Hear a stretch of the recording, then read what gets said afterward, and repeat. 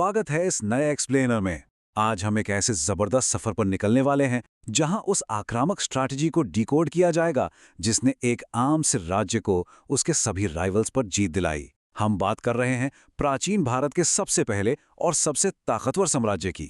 चलिए बिना देरी किए इस कहानी में चलते हैं और देखते हैं कि ये सब आखिर शुरू कैसे हुआ। अब ये एक बड़ा सवाल है ना? 500 ईसा पूर्व के उस दौर में जब कंपटीशन अपनी चरम पर था, तब एक अकेला राज्य 15 ताकतवर विरोधियों को हराकर इतना विशाल साम्राज्य कैसे खड़ा कर सकता है? आखिर उनके पास ऐसी कौन सी सीक्रेट स्ट्रैटेजी थी जो बाकी किसी के पास नहीं थी? इस पजल को सॉल्व करने के लिए हमें थोड़ा पीछे उस भयंकर कंपटीशन वाले दौर में जाना होगा। तो शुरुआत करते हैं हमारे पहले हिस्से से, 16 महाजनपदों का युग यानी 6ठी शताब्दी ईसा पूर्व। कहानी शुरू होती है एक ऐसी सिचुएशन से जो पूरी तरह से बटी हुई थी और जहां जमीन और ताकत के लिए लगातार संघर्ष चल रहा था।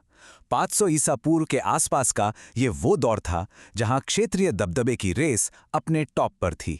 विंध्यार पर्वत श्रृंखला के उत्तर से लेकर नॉर्थ वेस्ट फ्रंटियर और बिहार तक लगभग 16 बड़े क्षेत्रीय राज्य, जिन्हें हम महाजनपदास कहते हैं, मौजूद थे।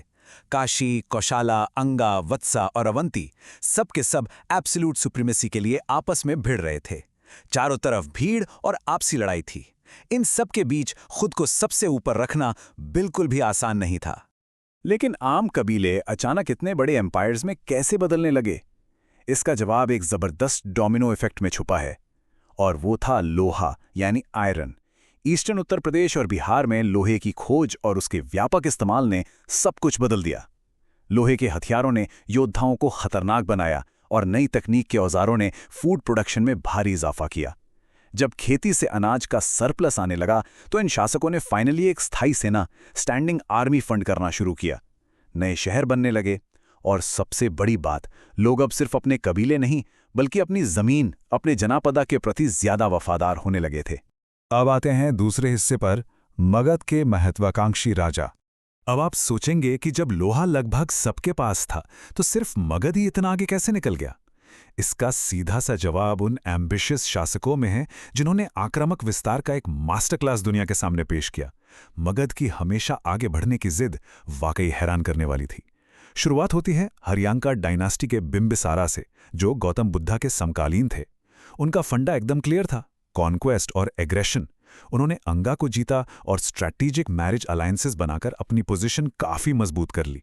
उनके बाद उनके बेटे अजातशत्रु ने कमांड संभाली और काशी और कोशाला जैसे राज्यों के खिलाफ लंबे युद्ध लड़े और काशी पर कब्जा भी कर लिया। इन शासकों की आक्रामक लगन इस दौर की सबसे बड़ी पहचान बन गई थी।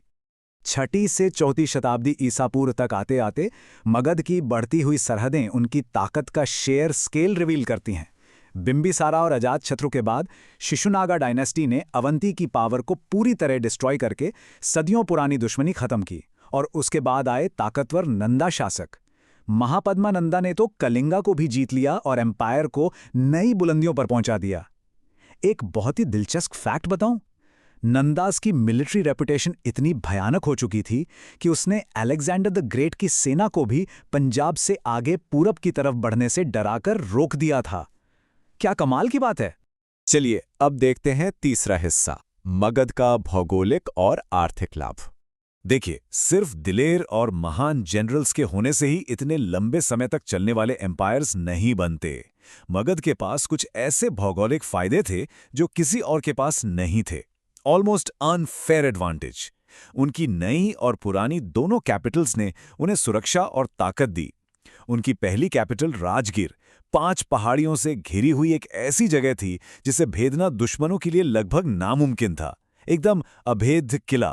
फिर बाद में उन्होंने कैपिटल शिफ्ट की पाटलिपुत्रा। ये ऐसी जगह थी जहां गंगा, गंडक और सोन नदियों का संगम होता था। इस स्ट्रेटेजिक लोकेशन की वजह से मगध का चारों तरफ के कम्युनिकेशन और आर्थिक गतिविधियों पर पूरा कंट्रोल हो गया। इसको थोड़ा और डेप्थ में समझते हैं।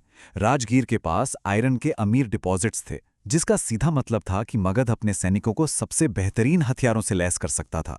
ऊपर से मिडिल गैंगेटिक प्लेन की बेहतरीन उपजाऊ जमीन और जबरदस्त बारिश, इसका मतलब था चावल की मैसिव खेती। नए शहरों का उदय, सिक्कों का इस्तेमाल और नॉर्दर्न इंडिया के ट्रेड मूवमेंट पर लगाए गए रिवर टोल्स ने मगध के खजाने को हमेशा भरा रखा। इस इमेंस एग्रीकल्चरल वेल्थ और आयरन रिजर्व्स के दम पर मगध एक ऐसी विशाल सेना मेंटेन कर पाया जिसकी कल्पना भी उनके किसी पड़ोसी ने नहीं की थी। बढ़ते हैं चौथे हिस्से की तरफ, उनकी सैन्य और सामाजिक इनोवेशंस। ज्योग्राफी और पैसे से आगे बढ़कर मगध के रूलर्स की सोच इतनी एडवांस्ड थी कि उन्होंने युद्ध लड़ने के नियम ही पूरी तरह बदल दिए। बैटलफील्ड पर तकनीक कितनी खतरनाक हो सकती है, इसका एक बड़ा नमूना देखिए। गदा युक्त रथ यानी मेस अटैच्ड चैरियट। राजा अजातशत्रु ने वैशाली के खिलाफ अपने भयंकर संघर्ष में इस एडवांस्ड वॉर इंजन का पहली बार इस्तेमाल किया था। ये इनोवेशन अपने वक्त की एक ऐसी कटिंग एज टेक्नोलॉजी थी जिसने आमने सामने की जंग में उन्हें एक जानलेवा टैक्टिकल एज दिया। और हाँ, एक और बड़ी चीज जिसने पूरा खेल बदल दिया। मगध पहला ऐसा राज्य था जिसने युद्ध में पूरब से आने वाले हाथियों का इतने बड़े पैमाने पर प्रयोग किया। ये हाथी प्राचीन समय के आर्मर्ड टैंक्स की तरह थे। उनकी ताकत ने दुश्मनों की रैंक्स को कुचलने और मजबूत किलों को आसानी से तोड़ने में सबसे असरदार भूमिका निभाई।